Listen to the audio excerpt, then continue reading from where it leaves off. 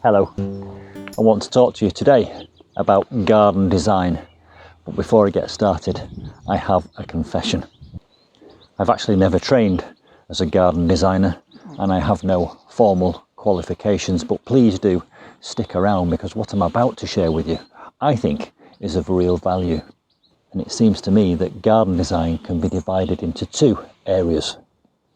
The first, on the one hand, is what you want, the aesthetic, the style, the look, the feel. And the other area is what's practically possible in your circumstances. And what you can actually do is where these meet in the middle. And in this video, I'm actually going to talk about the 8 essential elements which come before you start thinking about the aesthetic. And there will be another garden design video on the aesthetic. But for now, let's just concentrate on those 8 essential elements, the foundations which I think any garden designer should consider before they actually put the spade in the ground. And when you've gone through these 8 steps, they will inform the aesthetic, which I will talk to you about in part 2. So let's get started on my common sense 8 essential elements to garden design before the aesthetic.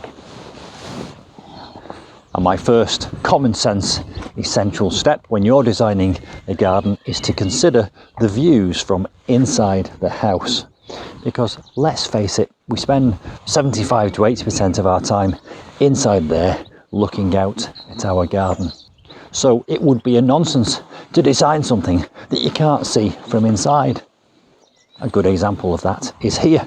This slightly exotic border is clearly visible from inside the kitchen when I'm stood at the kitchen sink. And the parterre at the front of the cottage is visible from the 2 front windows and from the bedroom window above, so I get an aerial view of that scheme. So point number 1, always consider views from inside the house. And I'm going to put little Simba down now because my arm's starting to ache, but he will make an appearance later on in this video. The second of my 8 essential elements is a little bit boring and a little bit practical, but it is truly essential. And that is, before you put your spade in the ground, you really must find out where your drains and your electric cables and your water pipes are. For example, I know that there's a water pipe that comes out of the house under the ground here, and there's a drain pipe underneath the soil here, leading from this downspout to a soakaway around here. There's an electrical cable here which goes under the ground to the outbuilding, and there's also a drain going off in that direction. And I've got this great big electrical pole here which brings the electric in for the whole hamlet and feeds my house behind the camera.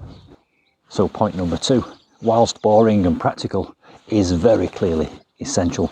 You must find out where your infrastructure lies. The clues will be there. You can generally see where it comes out of the house and where it goes to. There might be a manhole at the bottom of the garden or a telegraph pole. Imagine if you didn't take time to find out where that infrastructure was and you went at it with a pickaxe or, worse still, a mini digger. And if you can't establish where your infrastructure is, then clearly exercise caution and proceed with care. My third essential element is understanding your own objectives for your garden design. What are your whys?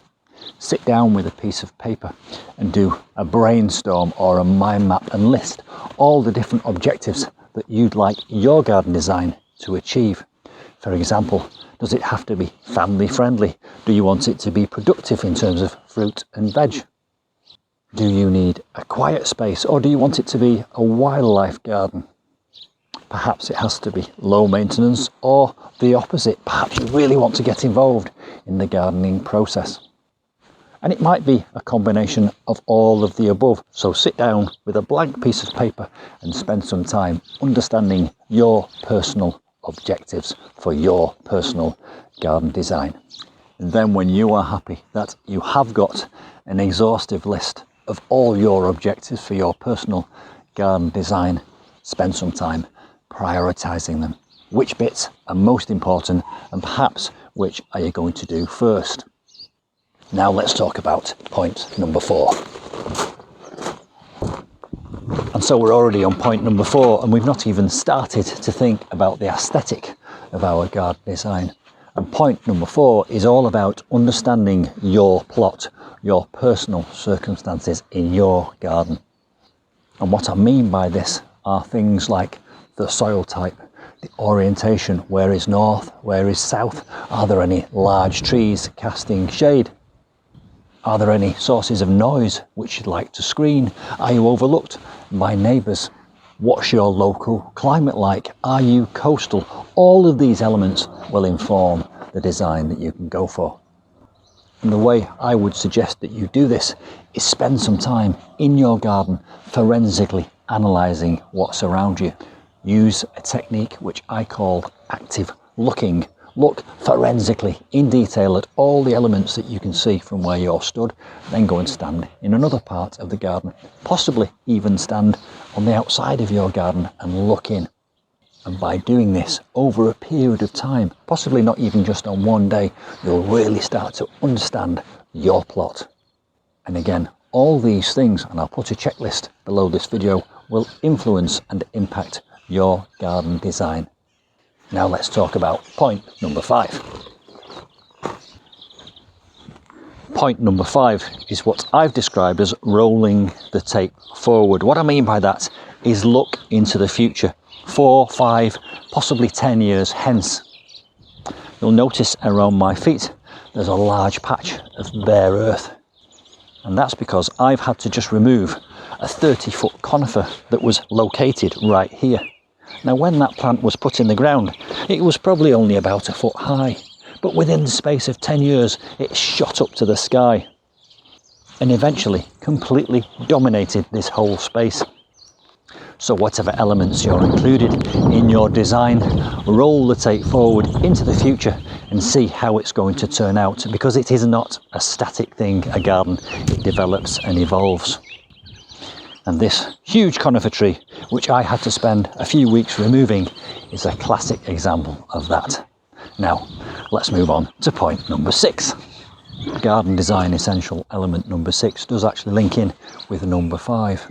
Number 5, if you recall, was about rolling the tape forwards and having a look into the medium-term future.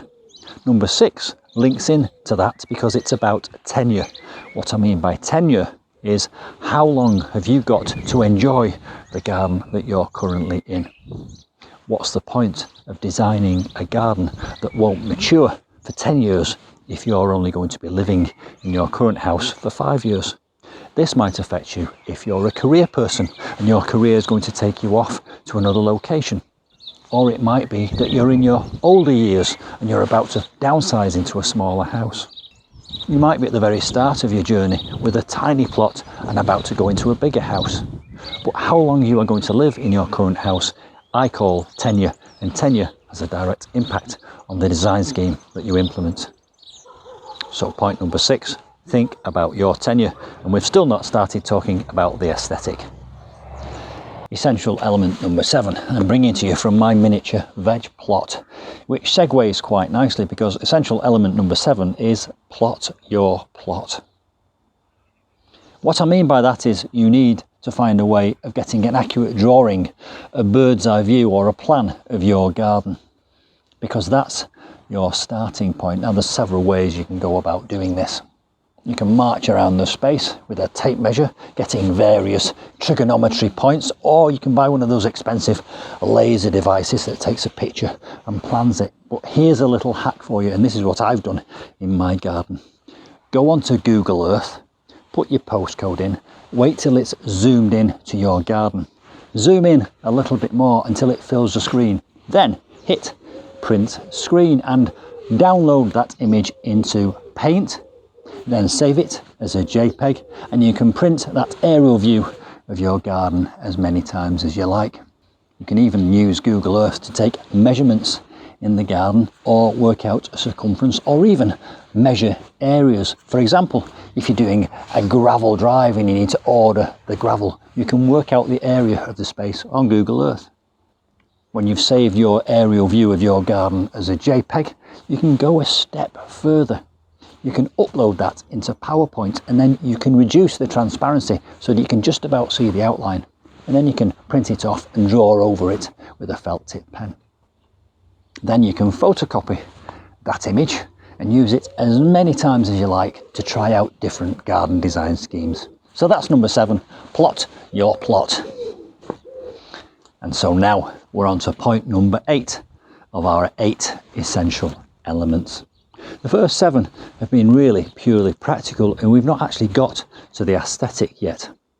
And as I said earlier, what's possible is where what's practical and what you want actually meet in the middle. And in point number 8, we are starting now to think about the aesthetic. And video number 2 in this series will be a bit more about the aesthetic and some of the tricks of the trade that you can apply.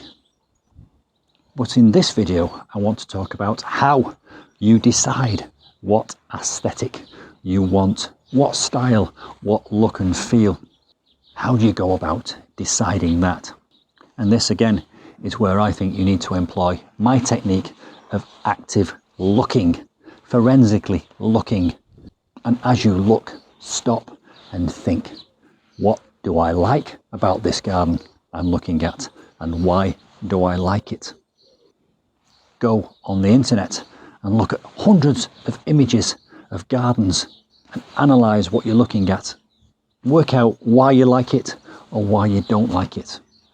Your personal garden design is an acquired taste, in my opinion. So by looking at lots of different designs and design schemes, you will hone your personal aesthetic, what you want in your garden. Walk around the streets and look into other people's gardens and think about what they've done and whether you want it or not.